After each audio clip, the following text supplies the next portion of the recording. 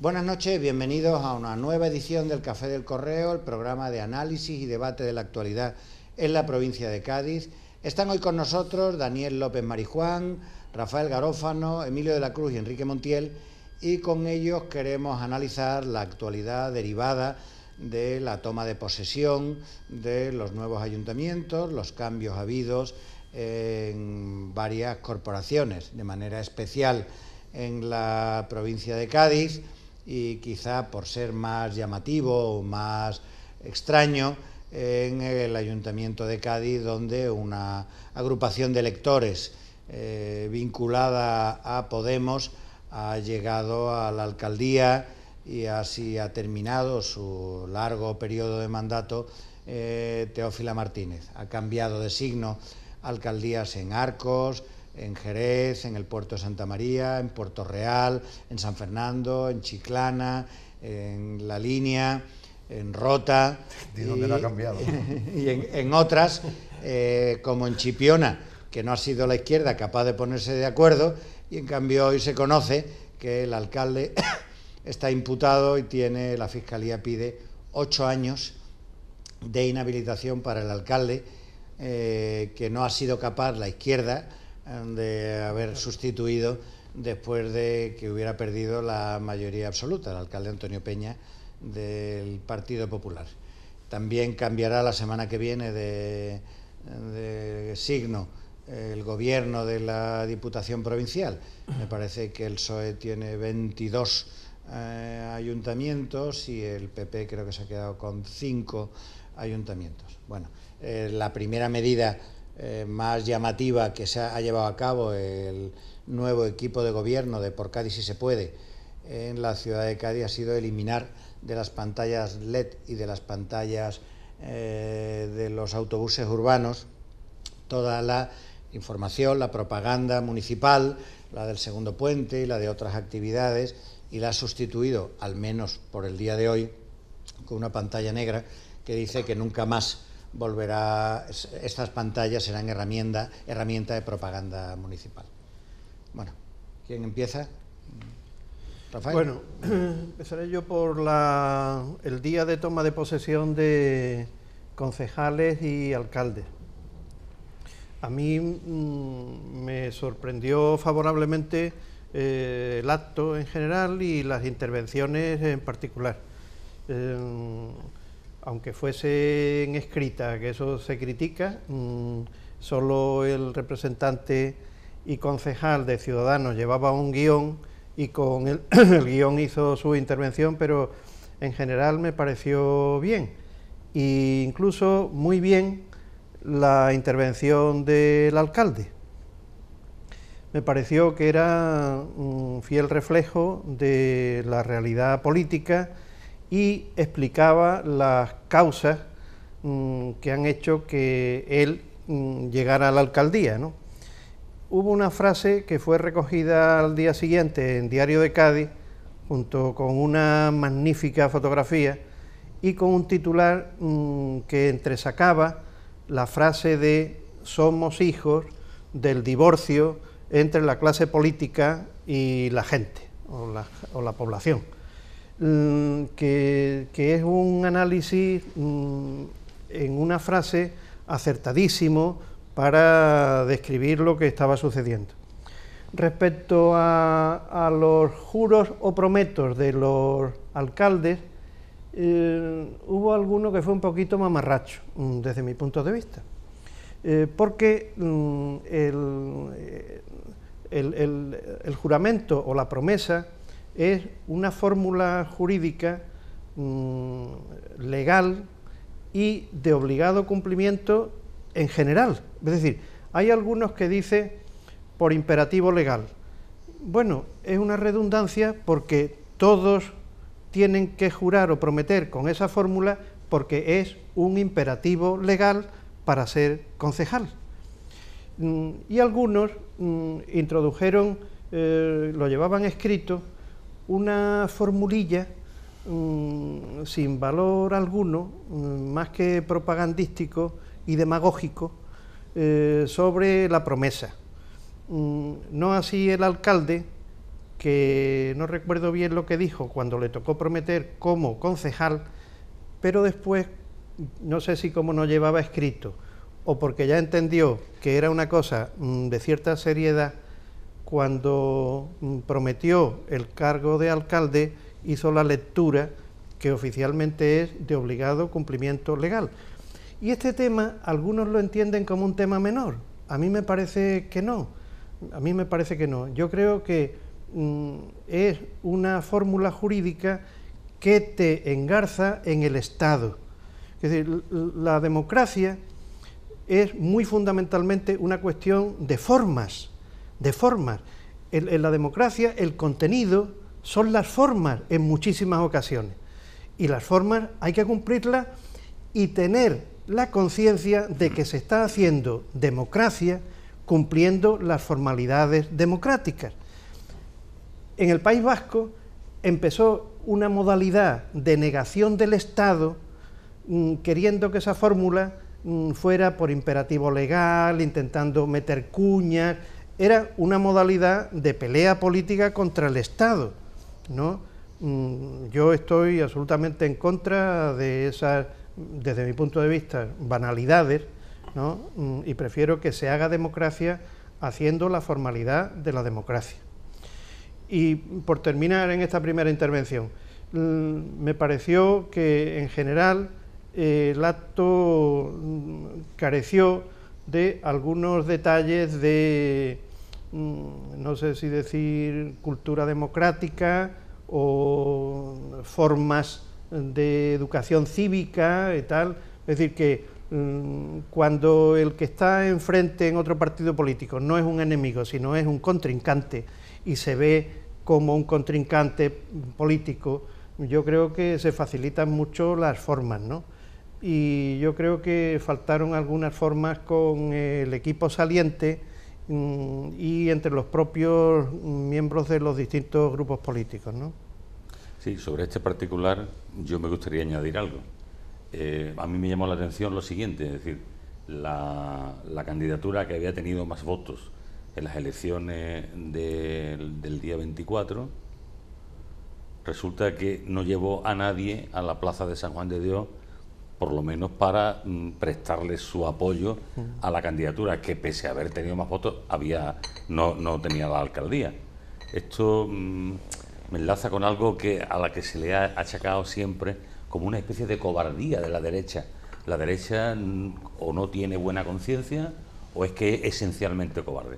O sea, si probablemente el PP no ha tenido mayoría absoluta, ha sido porque la gente se ha quedado en su casa, no ha ido a votar, mucha gente, y después se ha visto claramente cómo se ha llenado la plaza de San Juan de Dios por el mundo Podemos, Ganemos, y han querido estar allí para manifestar la alegría y manifestar su concurso al nuevo alcalde y al nuevo gobierno y a la nueva etapa que se abre en la ciudad de Cádiz. Sin embargo, la gente que ha votado a Teófila se ha vuelto a quedar en su casa, y entonces hemos visto cómo esta mujer con los concejales ha sufrido una especie de vía dolorosa entre el ayuntamiento y la plaza de la catedral, porque allí le han dicho de todo, lo cual me parece que es completamente injusto, y que tú has dicho muy bien que la democracia son las formas, y yo creo que la vida social, la sociedad son las formas, porque si se pierden las formas, se pierden las maneras, se pierde bastante. Entonces, ¿qué quiero yo decir con todo esto? Bueno, pues que se demuestra una vez más una cobardía de la zona conservadora. Son cobardes, no van a votar. Luego nos espera 4 años de escuchar el llanto y crujir de dientes de esta gente que no ha ido a votar y que ni siquiera ha querido dar un testimonio a la persona que durante 20 años ha sido la representante de todos los gaditanos, pero especialmente de ellos.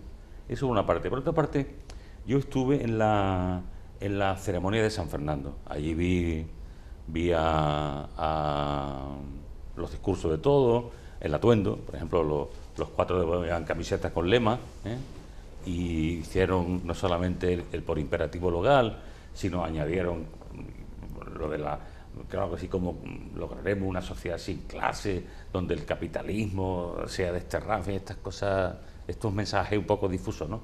Sin embargo, sin embargo, Emilio, esto creo que esto es importante lo que pasó en San Fernando.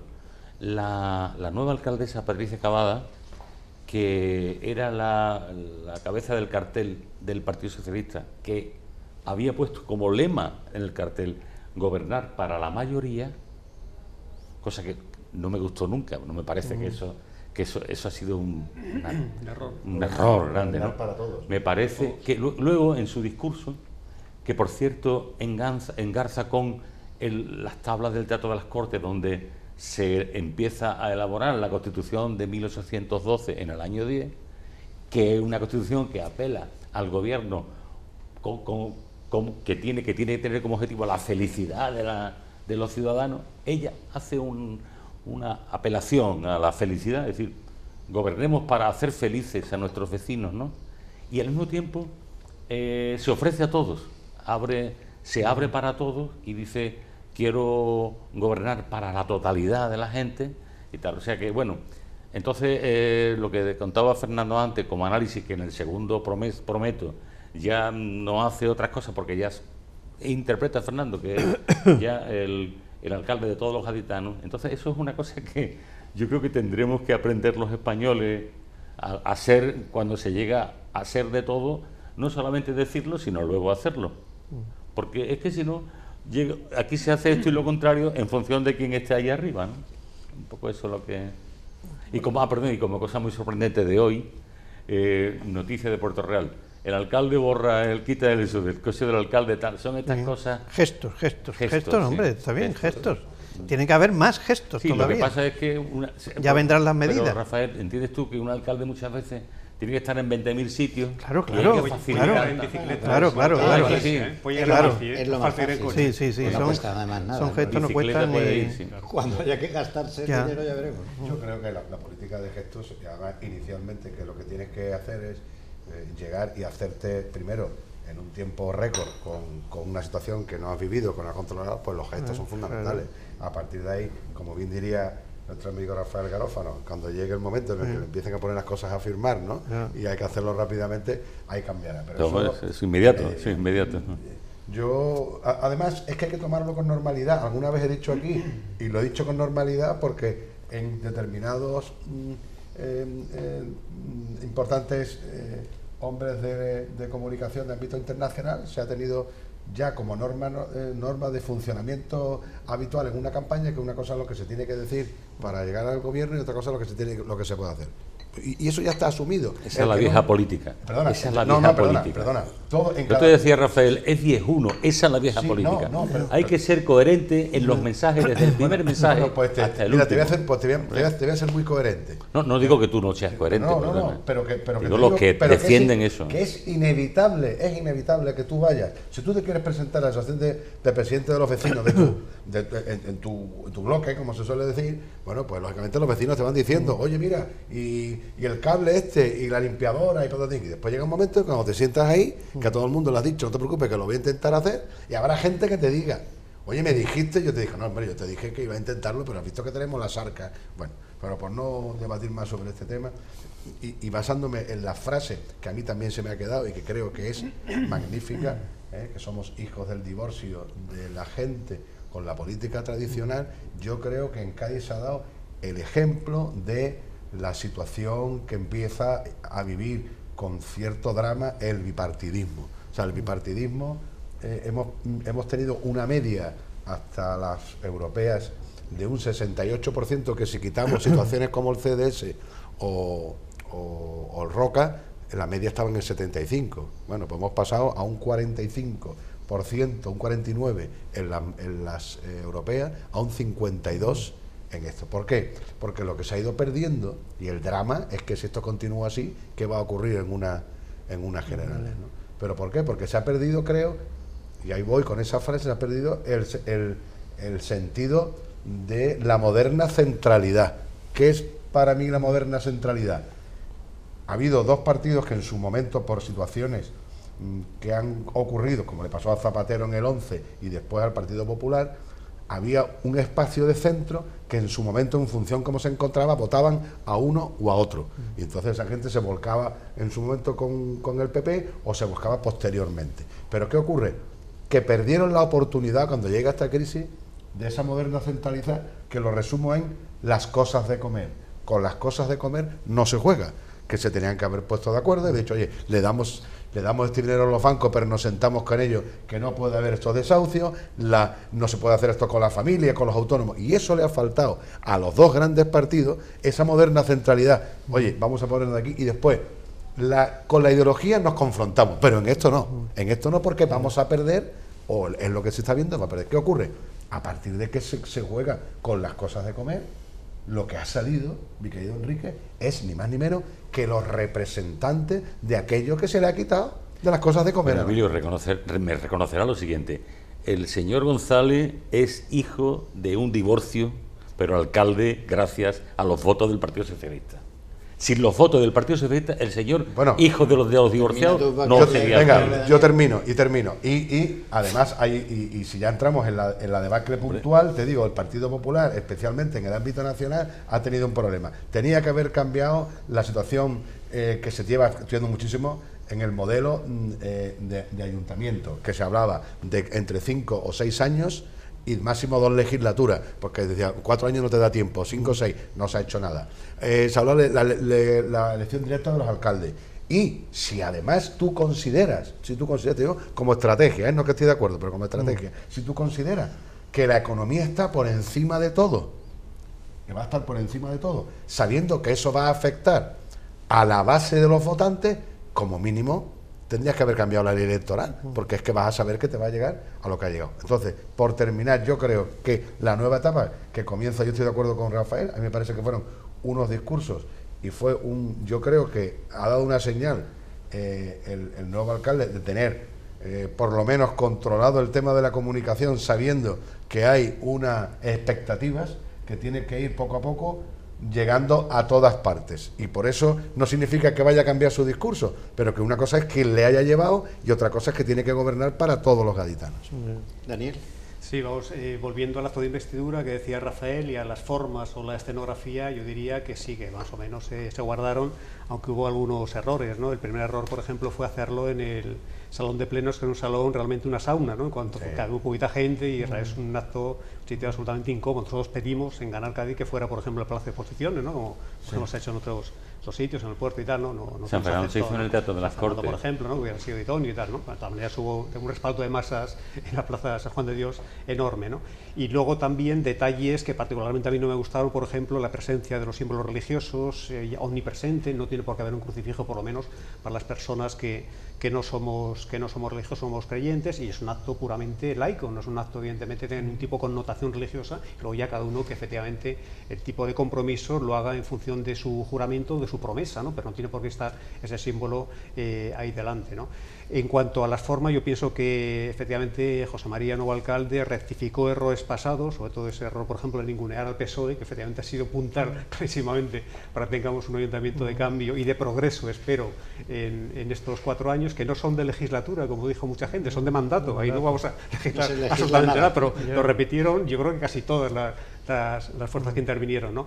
También queda feo, efectivamente, yo pienso, igual que a los actores y actrices de teatro se les exige, por ejemplo, que se aprendan el papel y tienen que aprenderse absolutamente un número enorme de páginas, yo creo que a los políticos les es exigible también para que improvisen un poquito, que no sea un guión que quede bastante artificial y bastante impostado, ¿no? Salvo el representante de Ciudadanos que lo hizo más o menos de forma improvisada. En principio hay unas expectativas de cambio evidentemente gigantescas, el peligro es evidentemente que esas expectativas se puedan defraudar, y hasta ahora, por ejemplo, los pasos o los gestos que está haciendo José María, yo creo que van en buena línea. Lo ha hecho, por ejemplo, de suprimir esas pantallas LED del autobombo, que es uno de los motivos de por qué efectivamente se ha castigado a Teófila. El autobombo era ya absolutamente agobiante y era insoportable, literalmente, y además nos trataba literalmente como menores de edad a los gaditanos, ¿no? Entonces, evidentemente, le ha pasado factura, ¿no? Entonces, el hecho, por ejemplo, de que esos gestos vayan en buen camino, tienen que ir acompañados de otros, lógicamente, ¿no? Es decir, por ejemplo, ayer estaba yo en el Paseo Marítimo, estaban absolutamente todos los faros halógenos del Paseo Marítimo iluminados, una playa completamente desierta. El derroche energético, el despilfarro significa eso, es incomprensible, ¿no? Supresión de esos faros LED, que son de esos faros halógenos son innecesarios, y reemplazamiento por una iluminación eficiente, ¿no? O, por ejemplo, la supresión del carril bici-acera, que no crea más que conflicto con los peatones. En fin, hay gestos que deben plantearse de forma inmediata, que no son